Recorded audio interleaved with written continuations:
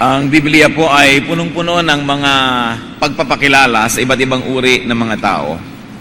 At minabubuti ng Diyos na makilala natin ang ating sarili, maging ating kapwa upang tayo iiwas sa maraming pandaraya, sa maraming mga sakuna. Indeed, the Bible is full of teachings on avoiding even foolishness and fools.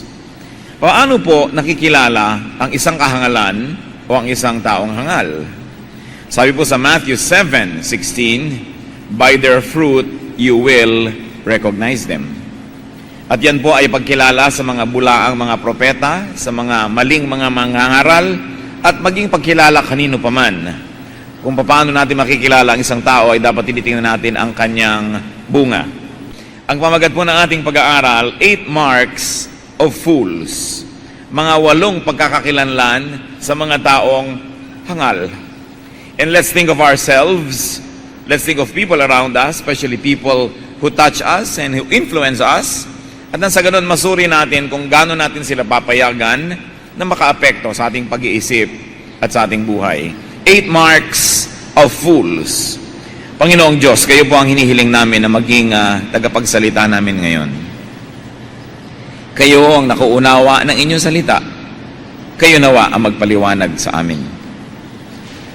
Payapain niyo po ang aming loob, kung ano man ang aming iniisip, ano man ang umaabala sa aming mga guni-guni, ano man ang maaaring magbigay ng discomfort sa aming katawan. Sinusuko namin sa aming puso, isip at pangangatawan, pati ang aming kalagayan, aming kalusugan.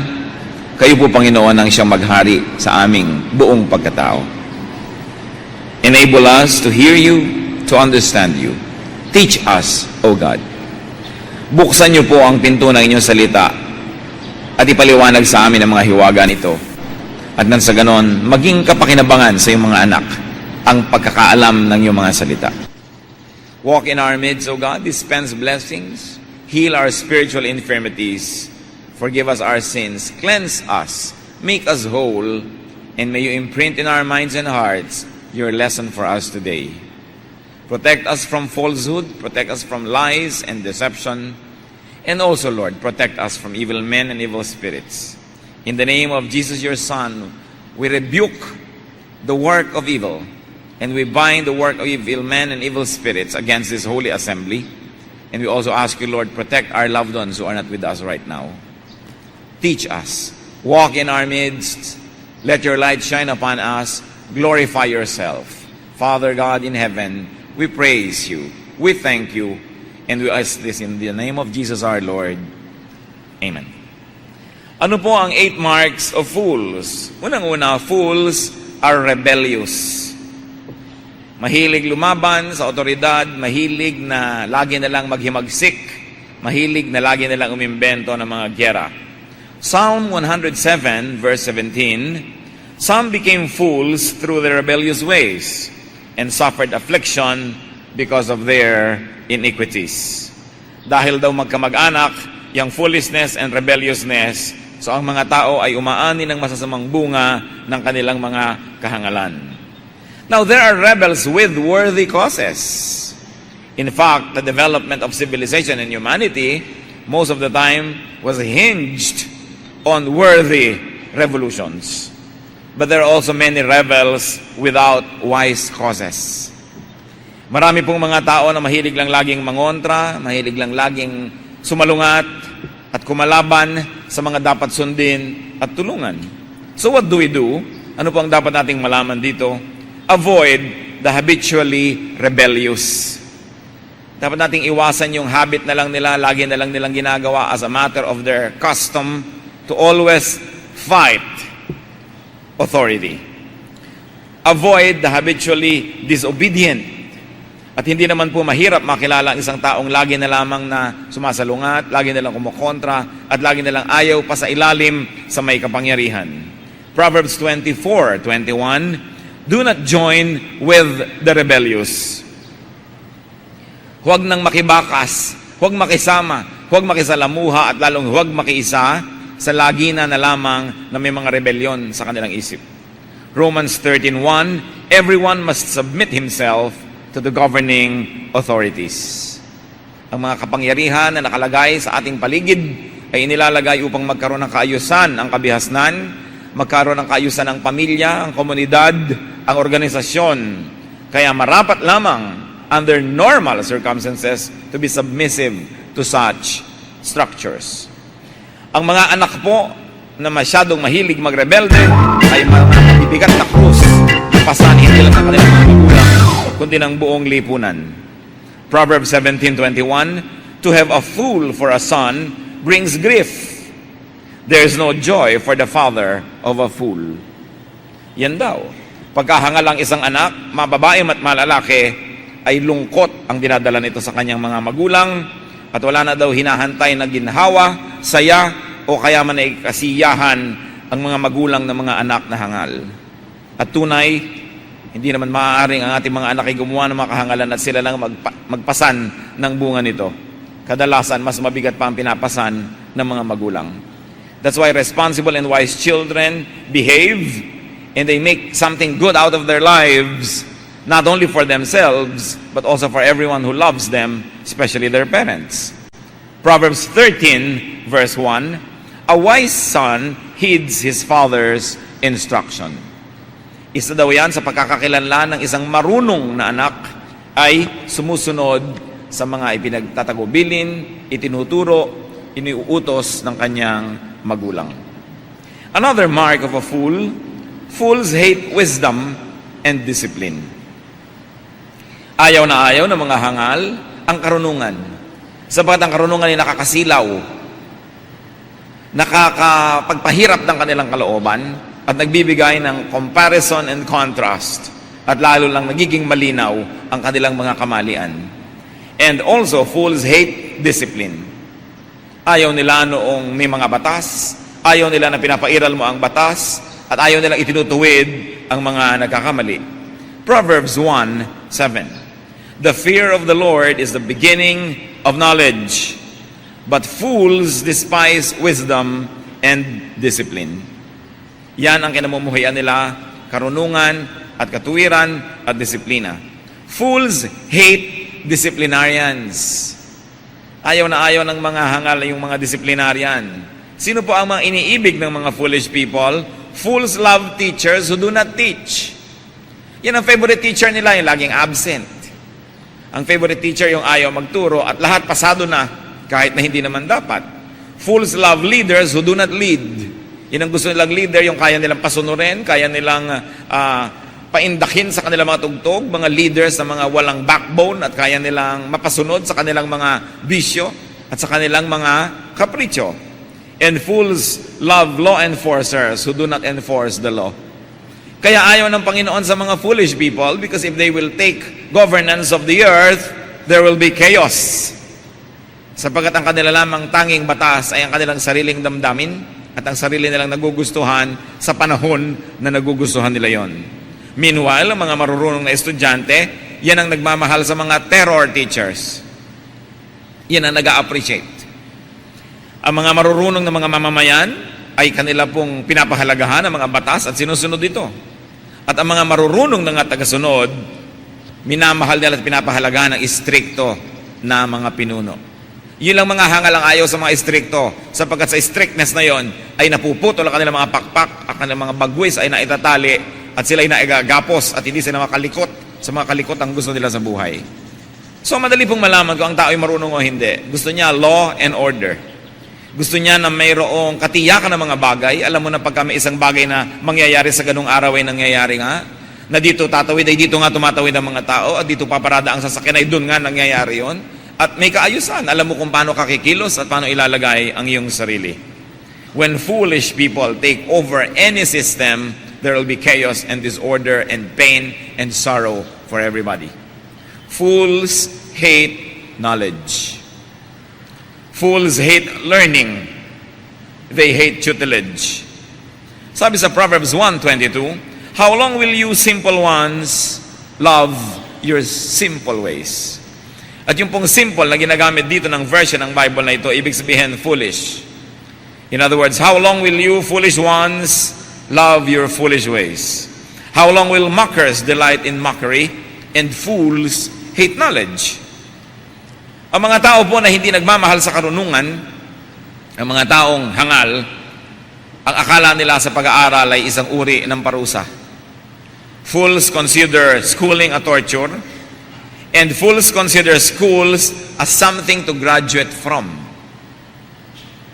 Kaya sila pag-graduate na pag-aaralin, hoy, ayoko nang magdala ng notebook ha, kahit kailan ulit, graduate na ako. Hangal yon. Sapagkat yung tunay na marunong, gusto pa niya mag-aral, kahit malang seminar, kahit malang a-attend, kahit self-study. Pero sabing, eto, may diploma na ako, nakakabit na dito sa dingding namin, tapos ang pag-aaral ko, isang malaking kahangalan. So, tanongin niyo ang sarili niyo, hangal ba ako? I feel accomplished na ba ako may diploma na dito sa aking dingding? Alam niyo po, ang tunay na ginagawa ng mga paaralan, alam niyo po, ang tunay na layunin ng edukasyon, hindi para tayo matuto, para malaman natin na tayo mangmang. Kasi sa araw-araw na ipinamumukha sa'yo, merong hindi mo pa alam kahapon, nalaman mo ngayon, hindi nyo alam last year, nalaman nyo ngayong taon na ito, dapat yun, bumuka ang ating isip na meron palang rule na bigla akong may malalaman ngayon at saka ko lang malalaman na yesterday hindi ko yun alam. That yesterday I thought I knew what I had to know, but now because I now know what I have to know, then I realized that yesterday I did not know it. Kaya ang pag-aaral ay isa lamang pagpapamukha sa atin ng ating kamangmangan. Kaya hindi dapat nagiging mga palalo at mayayabang yung mga nag-aaral. That's why true wisdom leads to humility. Because you begin to know that you do not know. And because you know that you do not know, you make your heart teachable. You open your eyes and ears, and you open your heart to instruction, to correction, to revisions. That nothing is ever permanent as far as knowledge is concerned. That only a fool does not change his mind. Yung mga ayaw na magpalit ng iniisip nila dahil yun na ang pumasok sa isip nila, isang uri ng kahangalan. Sapagkat kung meron tayong napatunayan na higit na mataas na uri ng karunungan, dapat nating palitan yung karunungan na yon sa ating utak nang mawalan ng laman yung space na yon at na magkaroon ng espasyo sa isang bagong karunungan. Isang mahalagang bagay, mga kapatid, patuloy na pag-aaral. Nobody really gets to know what there is to be known. But what is important is to keep on knowing more and more things. Patuloy na pag-aaral, pagsisikap, at patuloy na pagpapalago ng ating isip. Fools are complacent. Walang pakialam sa mundo, lagi ng kontento, dahil wala namang ambisyon. Fools feel successful because they have no goals to reach, and therefore they don't know that they never reach any goal at all. Proverbs 1:32, for the waywardness of the simple, and read foolish, for the waywardness of the simple will kill them, and the complacency of fools will destroy them. Yan daw pagsasawalang bahala, kawalan ng ambisyon, kawalan ng involvement sa pag-asenso ng sarili at ng kapaligiran, yan daw ang tiyak na sisira sa mga taong hangal. Walang high standards, walang direksyon, walang ambisyon, walang mararating. Masama po ang sobrang kontento. Ang itinuturo sa ating uri ng contentment ng Biblia ay yung matapos mong magawa ang lahat ng kaya mong gawin, ipinasadyos mo na ang lahat at tinanggap mo na ang bunga. Pero yung wala ka pang ginagawa, kontento ka na, hindi yan ang tinatawag na contentment. That is complacency. Proverbs 6:10-11, a little sleep, a little slumber, a little folding of the hands to rest, and poverty will come on you like a bandit, and scarcity like an armed man. Yan daw ang kailangan lang gawin ng tao upang tiyakin na walang buting hinaharap ang kanyang buhay. Tulog ng tulog, siesta ng siesta, mahimbing na mahimbing, laging nakahalukip-kip, nakakibit-balikat, pahinga ng pahinga, wala namang pinagkakapaguran, at ang kasunod daw noon ay tiyak na kahirapan, karalitaan, kasalatan.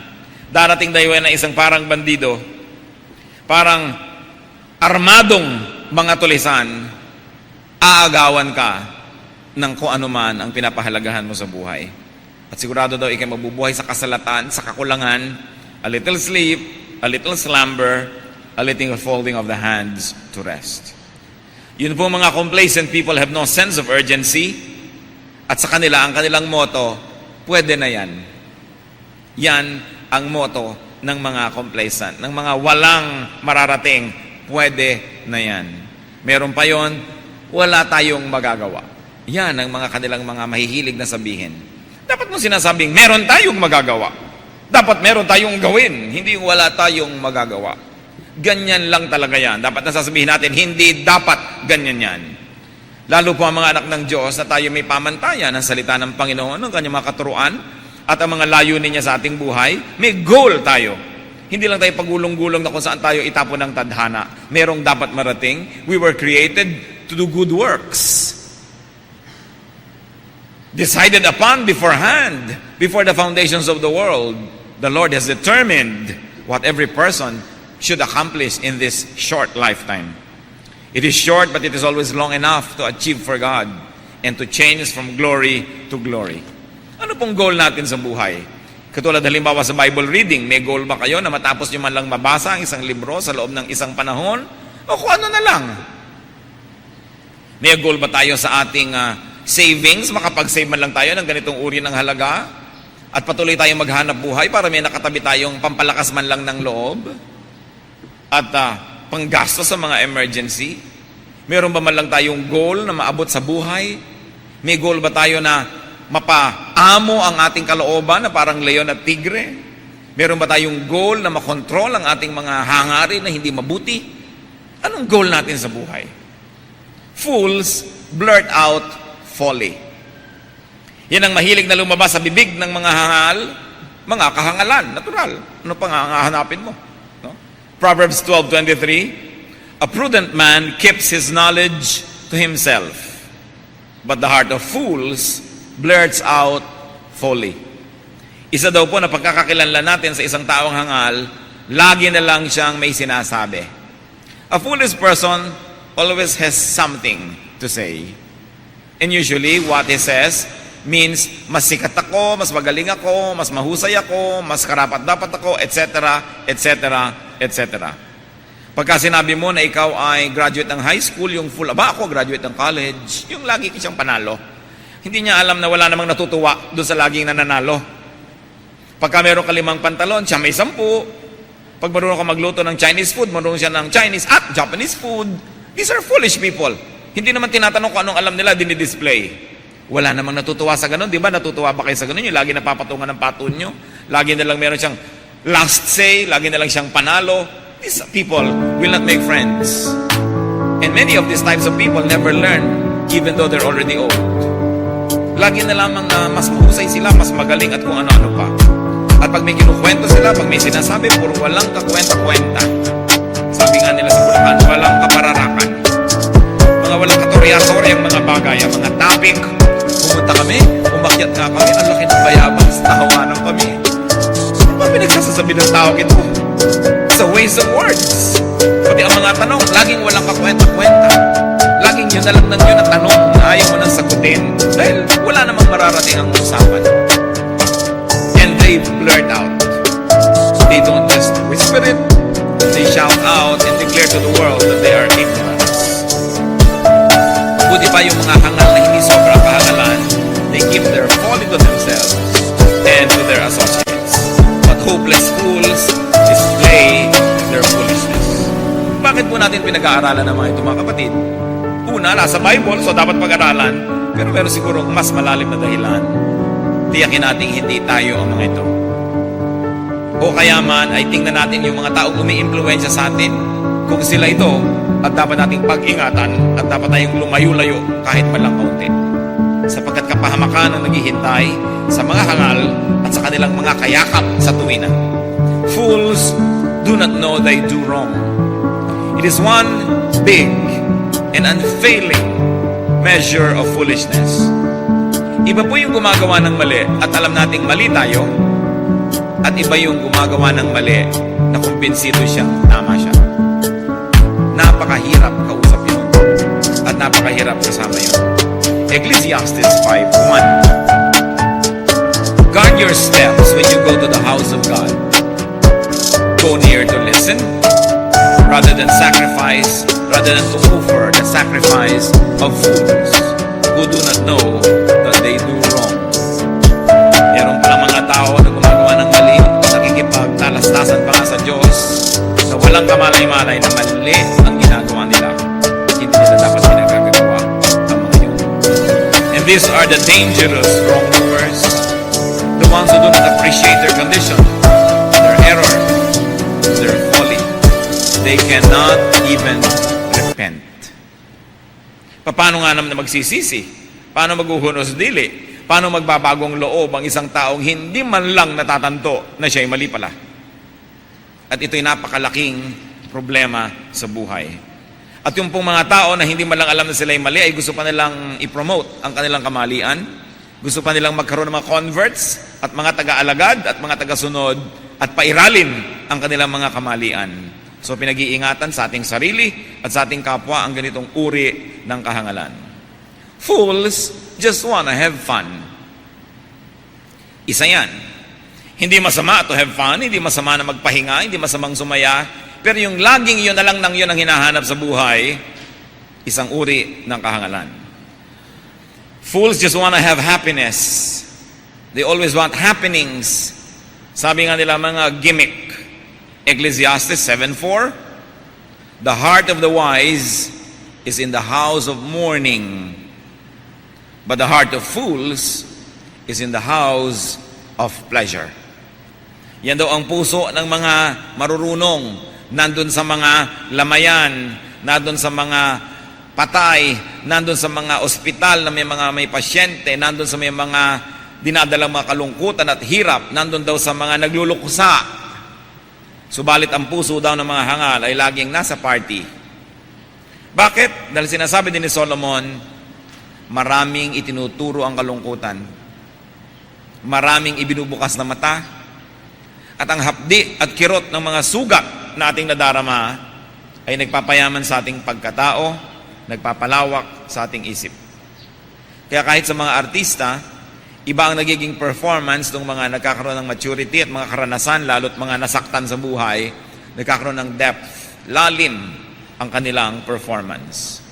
Pero yung tao na laging gusto fan center, laging gusto nagmo-malling na lang, puro gimmick, puro casino, puro pagpapasarap sa katawan, at walang balanse na pagtatrabaho, pagsisikap, at pagharap sa mga krus na dapat pasanin, this is a sign of foolishness. Ang marurunong na tao hindi umiiwas sa mga hilahil at lungkot. Hinaharap ito. Because you learn from every lonely day. And also, that is a difference between wise and foolish people. Foolish people go through difficulty, they go through sorrow and pain, at bukas gagawin na naman uli nila yon na parang wala silang natutunan. Habang mahirap na nagdadala ng lungkot, subalit kung ang mga kapaitan ay nagpapayaman sa ating pagkatao, nagtuturo sa ating lalong maging makatao at maramdaman natin ang dinaraman ng iba, malagay ang ating sitwasyon sa kanilang sitwasyon upang tayo mas maging mapagtangkilik, matulungin, mahabagin, yan ay nagpapayaman sa atin. Pero kung hahayaan mo lang ang lungkot at palungkutin ka ng palungkutin, then you become bitter and you become negative, what happens? You become more and more foolish. Pagka meron pong kalungkutan sa ating buhay, ang ating tanungin, ano ang magandang matututunan ko dito? Ano ang mali kong ginawa? Kaya ako ngayon ay malungkot, na pwede ko namang ituwid sa susunod para hindi na muling dumalaw sa akin ang kalungkutan na ito. O kaya, wala naman akong maling ginawa, pero sino ang mga maling kasama ko na damay tuloy ako? Sapagkat tinuturo ng Biblia yan, pag-ingatan ko sinong kasama, pag-ingatan ko sinong kasama mong namumuhunan, pag-ingatan kung sino ang iyong pakakasalan, sapagkat walang pwedeng disaster na mangyari sa mga taong ito na hindi tayo madadamay, sapagkat tayo lapit-lapit. Kaya nga pati yung mga damo na tumubo sa gitna ng mga maayos na halaman, ay gustong bunutin agad-agad ng mga tao, at sabi ng Panginoong Hesus, huwag niyong bunutin, sapagkat sa ilalim ng lupa ay buhol-buhol ang mga ugat niyan. Pag binunot ninyo yung damo, ay mabubunot din yung mga mabubuting halaman. Hintayin yung tumibay muna mga ugat ng mabubuting yan bago nyo bunutin ang damo. Sapagkat nagkakabuhol-buhol ang ating buhay, one mark of a fool, Nakikipagbuhol siya ng buhay niya kahit na lang kanino. Nakikisama, nakikisalamuha, nakikisangkot kahit na lang kanino. Pinipili natin yon. At number 1 na iniiwasan ng mga kapatid, makisangkot sa mga chismosa at chismoso. Sa mga taong pirmeng nag-aakyat sa'yo ng balita, dahil pagbaba niyan, balita naman tungkol sa'yo ang iaakyat niyan sa iba. Huwag magtiwala sa taong laging may kwento tungkol sa iba. Pagtalikod nyo, kayo ang kwento niya. Huwag sumasali sa mga gulo, sapagkat yung mahilig makinig sa mga chismis, pag may nagsabunutan na dalawa, sangkot kayo, tatawin, singa ang may sabi, masasama ka sa gulo. Avoid such people. That's why we are studying the marks of fools, so that they will have very minimal or no negative effect on our lives at all. Fools are easily angered, madaling magalit, madaling galitin. Fools are easily provoked. Kaya nakikita nyo po, nababasa natin kumisan sa mga dyaryo, nagbarilan dahil lang sa parking lot. Kumisan ay nagkapatayan dahil lang nagkainisan ng konti. Ganun ba ang halaga ng ating buhay na isusuong mo sa panganib dahil lang nainis ka? Ecclesiastes 7:9. Do not be quickly provoked in your spirit, for anger resides in the lap of fools. Huwag daw agad-agad na nagagalit, sapagkat yang galit, yang ngit-ngit, yang puot, ay kalong-kalong ng mga hangal. Doon yan kumakalong. Kaya kung ayaw niyong magkalong ng apoy na naglalagablab, kailangan suriin ang ating sarili. Madali ba tayong magalit? Ngayon, kung madali kayong magalit nung kayo ay 20 years old, sige, 20 naman kayo eh. Pero yung 21 kayo, madali pa rin kayong magalit, parang wala tayong natutunan in 1 year's time. E paano kung 30, 40, 50 na kayo, magagalitin pa kayo? In fact, 70 years old na kayo, lagi pa kayo nang gagalaiti. Parang wala naman tayo natutunan sa buhay. Babaunin nyo na sa pagtanda ang simangot, yung galit. Yung pag nasa kusina kayo, lahat ng kasambahay nyo nandun sa sala. Pagpunta nyo sa sala, alis lahat ng tao, punta sa kusina. Walang ginagawa ang tao, kundi iwasan kayo dahil sobra kayo magagalitin. Gagawa kayo ng mabuti sa isang tao, ipag sa shopping nyo, ibibili nyo ng maraming pagkain. Tapos biglang sinusukat niya yung damit, napilas ng kote, sisigawan niya ng kotakot-takot. Parang baliwala lahat yung binili nyo. Ipagluluto niyo ang inyong pamilya, nagkapasupaso kayo, nagkalapnos-lapnos. Pagkatapos, galit na galit kayo dahil hindi sila kumain agad, lumamig. Parang baliwala naman ang inyong mga kabayanihan. Yung mga sobrang galit, pabata yan eh. Panghangal. Kasi kung naisip natin na wala naman tayong napapala sa galit. At in fact, yung laging magagalitin, yun din naman yan ang gumagalit sa kanya. Yung pagkaangasawa niya, pag naglakad, nagulo na lahat ang mga... Nabangga na lahat ang mga sopa. Kahit yung pagalitan niya, babanggain pa rin niya yun. So, huwag na kayo magalit. Sabi, can a leopard change its spots? Galit natin sa tao, ganun. Galit natin sa ganun. Kasi gusto natin kuminsan, napaanda rin ang mundo sa ating kumpas. Kung paano natin gustong kumilos, umupo, tumayo ang tao, kumain, magsalita. Gusto natin kontrolin ng lahat. Nagiging magalitin ka tayo tuloy. So, why don't we just control ourselves? That would already be a very great accomplishment. Of course, iba naman yung nagtuturo tayo sa mga bata, tinetrain sila, natural. Pero pag matanda na, hayaan nyo na, hindi na yan may iba pa. Lalo't asawa ninyo, mahal nyo sa buhay, pahalagahan nyo na lang na maganda ang inyong samahan, hindi kayo iwasan at iwanan ng mga lakaran, mag-isip-isip tayo. Huwag tayo magagalitin. At saka alam nyo naman, it is clinically proven na yung mga magagalitin ay laging mas malaki ang pag-asa nila na mamatay ng bigla na lang nanigas. Ng mga heart attack, ma-stroke sila, o kaya may mga stress sila. Yung galit, hindi na bagay. Dapat na lang tinatanggap ang dapat tanggapin at hindi pwedeng mapalitan. At sinisikap tanggapin, sinisikap palitan ang mga pwedeng palitan, dahan-dahan. At kung di pa nababago, tanggapin pa rin ang hindi mga nababago. Huwag na tayong lumangoy laban sa agos ng mundong ito. Sasandali ang buhay, maiksi ang panahon. Huwag na lang tayong makipagtunggali sa lahat ng bagay. Enjoy the ride of life. At sumabay sa agos. Kung hindi naman masama at hindi immoral, subayan na lang ang agos kaysa labanan pa ito. People who are easily provoked and angered are people without their own orbit. They have no sense of strong direction. That's why they can be enticed to leave their course and follow someone else's orbit. Yung meron kang balak gawin, ginalit ka, hindi mo na tuloy magawa, nasira na yung mood mo, edi wala tayong control sa ating buhay. The size of a man's brain is determined by the size of the thing that makes him angry. Pag malaki ang utak natin, malalaking bagay lang ang pwedeng gumalit. Pag maliit ang utak, pati maliliit na bagay, ikinakagalit. Kaya it is a sign of foolishness. And finally, the eighth mark that we're going to study today, fools do not know how to do good. Ang mga taong hangal, may pagkakataon na magtanim ng maganda, hindi pa nagtanim. May pagkakataon ng gumawa ng mabuti, hindi pa ginawa. May pagkakataon na kumisang magpautang ng loob, hindi pa nagpautang ng loob. Wala man lang tuloy tumatalo sa kanya ng utang na loob. May pagkakataon ng tumulong, hindi pa tumulong. Isang mark of a wise person.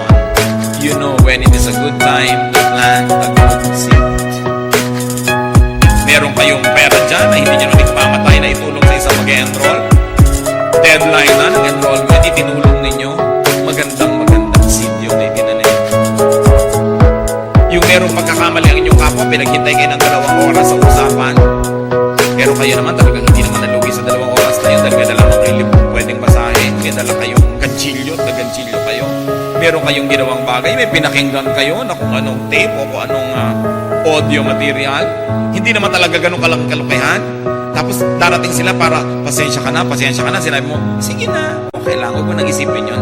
Na nagpatawad ka, nagtanim ka ng utang na loob para sa susunod. Kung isang linggo mo siyang paghintayin, meron ka man lamang na ilabas sa sandatang, bakit noon? Di ba? Pinaghintay mo ako.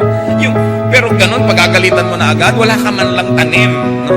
Kaya ang mga marunong na tao, marunong magtanim, they know how and when to do good. And remember this, when it is in your power to do good, do it. Because you may not have the same opportunity. I remember one friend, way back, long ago, na siya'y may trabaho na, at yung kanyang kapatid na dalaga ay siguro second year college student. At pinilit siyang iayain ng kapatid na ito para ipakita yung isang display ng sapatos sa isang tindahan dahil gusto ng kapatid. So yung ate, sumama naman. Binili ng ate ang sapatos para sa sarili niya. Can you imagine yung itinanim na sumana ang loob niya doon sa puso ng kanyang kapatid na hindi lang pa siya dinala doon sa tindahan nung makita ng ate binili para sa sarili at hindi doon sa nagdalang kapatid. Sabi ko, bakit mo ginawa yun?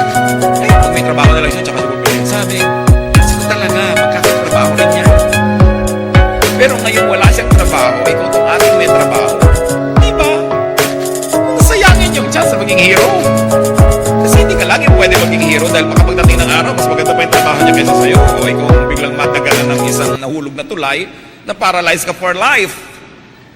Aasa ka ngayon sa kapatid mo, may chance ka na gumawa ng mabuti. Hindi mo ikamamatay, hindi mo pa rin ginawa. Wise people know when to plant. Jeremiah 4:22, my people are fools. They do not know me. They are senseless children. They have no understanding. They are skilled in doing evil. They do not know how to do good. Yan ang sinasabi ng Panginoong Diyos sa pamamagitan ng propeta. Mga hangal itong aking mga anak na ito, walang mga muang, kagahusay gumawa ng mga kabalbalan, pero walang kamalay-malay sa paggawa ng mabuti. Meron kayong dugo, pwede nyo i-donate nyo. Lalo't hindi naman kayo nagpatato last month, qualified kayo. Pwede kayong mag-donate ng dugo. Do it. Meron kayong itutulong sa inyong kapwa, itulong ninyo. Malakas ang inyong katawan, meron kayong kamag-anak o kaibigan na mahina na ang katawan, nag-aalaga pa ng may sakit na kamag-anak, ako muna mag-aalaga. May lakas ka eh. Yung lakas, dapat ginagamit yan sa isang worthwhile endeavor, hindi itutulog mo lang dahil baliwala, nasayang yung lakas eh. Nasayang yung energy. Pag i-dedicate mo yung energy mo sa isang worthwhile endeavor, kapatid, nagtanim ka. At ano po ang sabi ng Panginoong Jesus? Ang bawat itinatanim ay inaani. Ang nagtatanim, umaani. So sa any given time, either umaani tayo o nagtatanim. Damihan nyo ang panahon ng pagtatanim. Lalo't kaya naman. Foolish people waste opportunities They do not recognize opportunity to do good. They do not recognize good times to plant. Ano po ang sabi ng Proverbs 3:1 and so on? My son, preserve sound judgment and discernment. This is Proverbs 3:21 to 26. My son, preserve sound judgment and discernment. Do not let them out of your sight. Kailangan marunong ka. At yung alam mo, huwag mong kakalimutan. Preserve it. Sapagkat ang alam, hindi mo pa usually kailangan yan sa oras na nalaman mo yan. Kailangan parang libro, ilagay mo sa shelf, sa iyong utak. At pag naaalala mong may kailangan ka, pwede mong hugutin ang librong yan, buksan at makita ang nakasulat doon. Sabi, lahat ng nalalaman mo, i-store mo sa iyong utak, reviewin mo. Sa mga panapanahon, ano nga bang nalaman ko tungkol sa pagluluto? Anong nalaman ko tungkol sa carpentry? Anong nalaman ko tungkol sa pagtitiklop ng damit? Dapat nakatago lahat sa iyong utak sapagkat hindi mo alam, bigla-bigla mong kakailanganin. Sabi, do not let them out of your sight. They will be life for you, an ornament to grace your neck. Yun daw karunungan, higit na magandang dekorasyon sa ating leeg kaysa mga kwintas. Hindi na i-snatch, hindi nawawala, hindi kumukupas, at hindi ipapalulun sa iyo ng magnanakaw kung nagkataon. Sabi, kailangan meron kang karunungan. Then you will go on your way in safety and your foot will not stumble. Yan daw ang pinakamagandang paraan ng paglalakad ng hindi ka matatalisod, yung may kaliwanagan ng iyong isip. Alam mo kung saan dadaan, alam mo kung paano tatahak sa landas na yon. When you lie down, you will not be afraid. When you lie down, your sleep will be sweet. Gano'ng karami po ang pag nahihiga ay tulog? Ang sarap nun. Hindi ka nag-aalala, hindi ka natatakot sapagkat alam mo na marami kang ginawang mabuti, alam mo na marunong ka, at yung mga itinanim mo, baka pagising mo, ayan, harvest time na. Have no fear of sudden disaster or of the ruin that overtakes the wicked. For the Lord will be your confidence and will keep your foot from being snared. Ito po ang isa sa mga takot ng tao, yung biglang merong mangyaring disaster. Biglang mawala ng trabaho. Biglang magkaroon ng sakit. Biglang masunugan ng bahay. Biglang maghirap. Biglang maiba ang tinatamasa sa buhay. Pero sabi po ng Proverbs 3:21 to 26, kung ikaw ay nagpapakarunong at nabubuhay ka ayon sa karunungan, di mo kailangang mangamba na biglang-biglang dadagukan ka ng kapalaran. You know why not, brothers and sisters? Because disasters don't just happen instantly. Usually, they seem to happen instantly, but disasters are long in the making. Maging ang pagbagsak ng mga imperyo, hindi dahil sa isang digma na natalo sila. Kadalasan ito'y matagal, dahan-dahang pagkabulok ng kanilang kabihasnan. Pati ang pagkawasak ng isang pamilya, hindi pwedeng may ginawa si Mr. na wrong today, tapos wasak na ang pamilya nila bukas. Usually, mga 1 buwan, 2 buwan, 3 taon, 5 taon niyang ginagawa yun, dahan-dahan, unti-unti, hanggang biglang sumambulak. No? Pati ang mga kabiguan sa negosyo, hindi ka naman biglang mabili kahapon, bukas nagsara ka na dahil lugi ka. Usually, dahan-dahan niya, na pati puhunan, ginagastos mo. Nakukupit-kupitan ka na kung sino-sino, wala kang stock control, ang inventory mo, gulo-gulo, dahan-dahan, bago biglang sumambulat isang araw na bumagsak na palang negosyo mo. But it cannot happen overnight.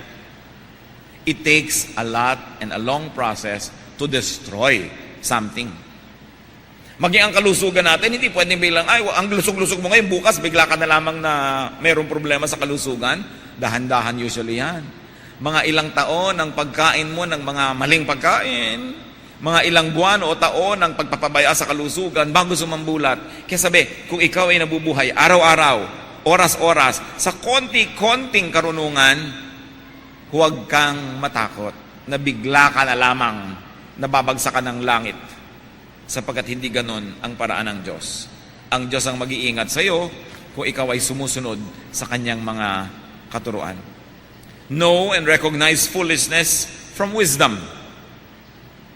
And very importantly, know and recognize fools from wise people.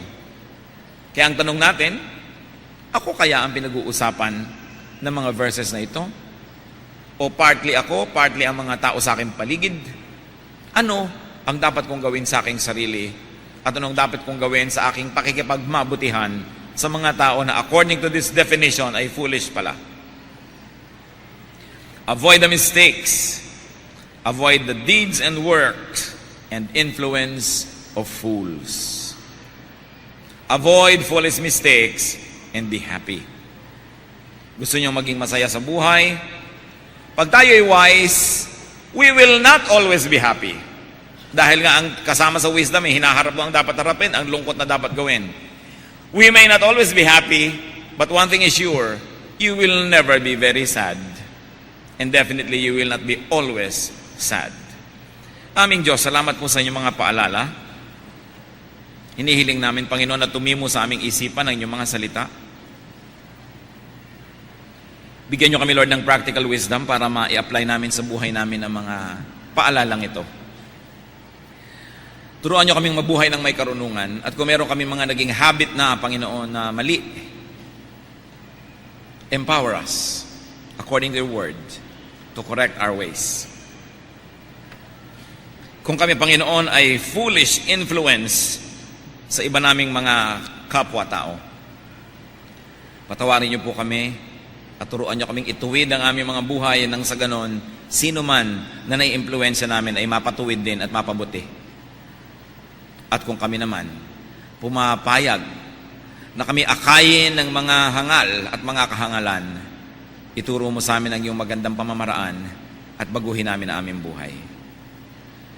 Panginoon, kung meron kayong mga anak dito na sobra ngayon na nagbabayad ng malaki dahil sa mga kamalian, ituro mo sa amin ang leksyon at matapos yun, Panginoon, ay angatin nyo na ang mabigat na kamay ng parusa sa mga kamalian at magkaroon ng panibagong simula ang mga kapatid.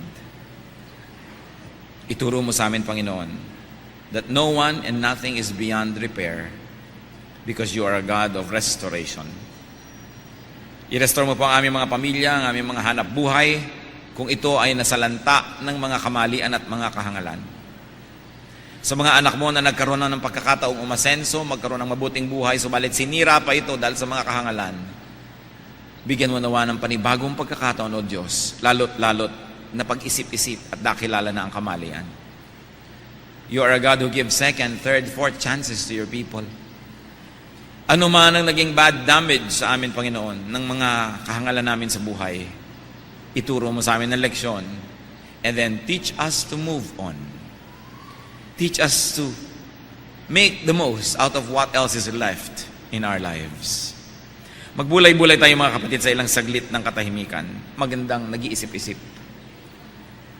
Lalong-lalo yung nagsasalitang wala naman akong dapat isipin, mas maraming dapat isipin ng mga ganong tao. Tingnan natin ang ating mga pamamaraan kung wise. At kung wise, thank God, make it wiser. At kung hindi wise, change our ways and let the wisdom of God rule our lives. Ask God for a very personal application to your life sa kanyang mensahe ngayon. Let's bow before the Lord and let the Spirit of God embrace us and teach us.